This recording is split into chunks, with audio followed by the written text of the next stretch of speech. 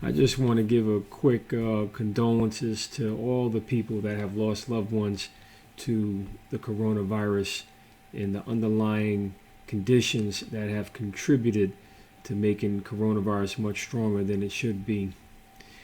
My name is Rich Thomas. I'm the former mayor of the city of Mount Vernon, New York, and what you're looking at are some great people, some great souls that were just shockingly taken so suddenly from us. And Lulu Rivers to Lil Daryl McCutchen, Captain John Davis, and Miss Rosalind Edwards up on top, sitting with her husband, the great Councilman Edwards, who I served with on the city council and worked with when I was mayor. But these people have great legacies here in the city. They've impacted so many. There will be dearly missed, and the stories that are being told about them online and on Zoom and all the different platforms. Everybody keep sharing their stories, share your stories, because these are the moments where we get to pass on the values and lessons to our loved ones, our kids, and also we get to relive those memories and know that the dead never die because they live on right here in our hearts. And I'll never forget when little Daryl and Twin gave me some of their old clothes when I was in middle school. I was the flyest guy out. They gave me some iceberg jeans and some Coogee sweaters. I was just like, forget about it. But Captain John, being able to, be on the water with him, having great fun on the boats, and Mother Edwards, man, Memorial Field. Just know that the work that you did with your husband and all the different families to make Pop Warner football a reality in Mount Vernon in the 80s and 90s really raised a generation of champions.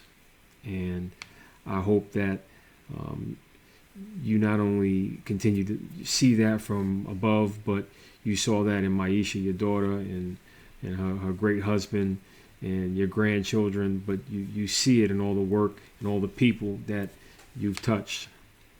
And my hope is that everybody out there recognizes that we're all impacted by this coronavirus. It's not just the things you hear and see on TV. These are real people that are, we're all connected.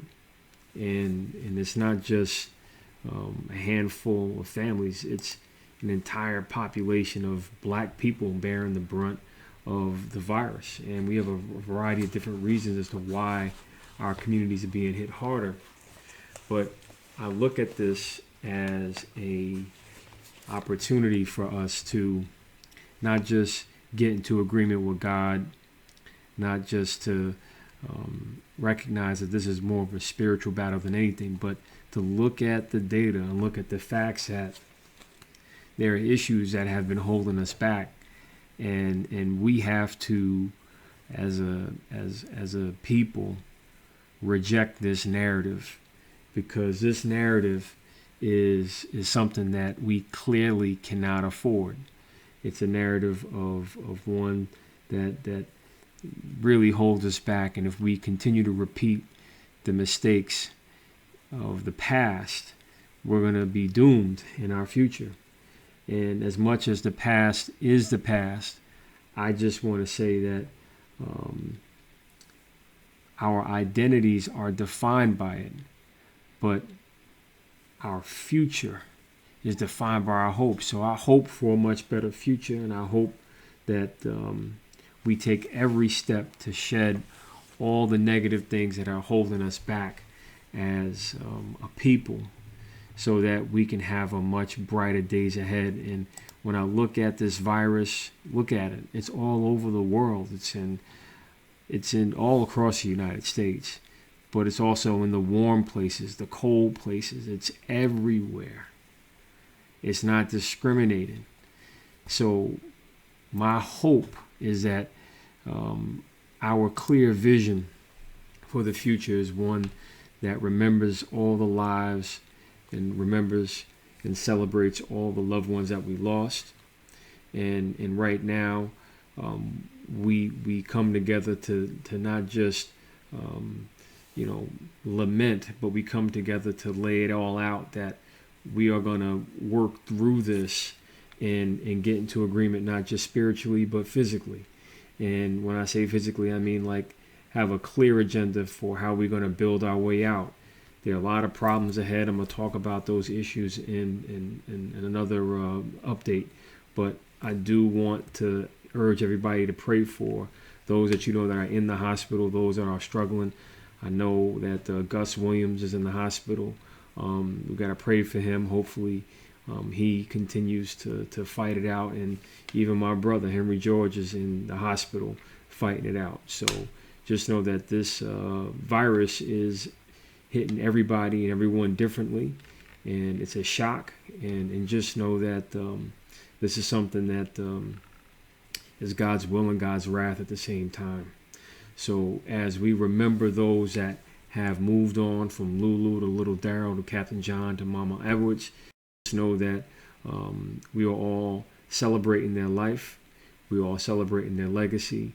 We all are going to continue to love not just them, but extend our love to their families. And when this is all over, we're going to have one big hug. And hopefully,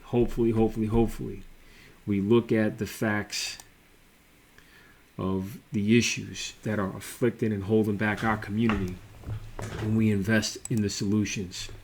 The solutions being education, the solutions being infrastructure, the solutions being